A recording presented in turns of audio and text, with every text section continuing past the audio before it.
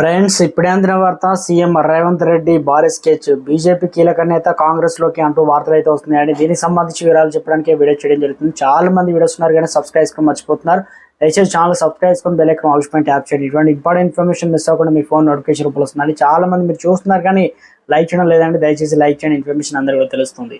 BJP senior నేత మాజీ MP Jithender Reddy గురించి దాదాపు అందరికీ తెలిసిందే. ఆయన మహబూబ్నగర్ ఎంపీ కొనసాగారు. ఇటీవల ఆయన కుమారుడు మహబూబ్నగర్ స్థానం నుంచి పోటీ చేసి ఓడిపోయారు. సీనియర్ నేత కావడంతో మహబూబ్నగర్ పార్లమెంట్ స్థానం టికెట్ లభిస్తుందని ఆశించాడు. కానీ బీజేపీ అధిష్టానం జితేందర్ రెడ్డికి టికెట్ కేటాయించలేదు.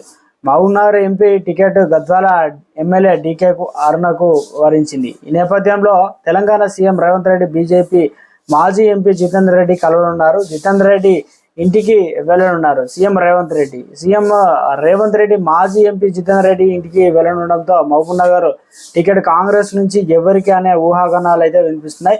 జితేందర్ రెడ్డి తన అనుచరులతో కాంగ్రెస్ కి మద్దతు తెలిపే మహబూబ్నగర్ నుంచి మెజారిటీ గెలవచ్చని సీఎం భావిస్తున్నట్లు తెలుస్తుంది.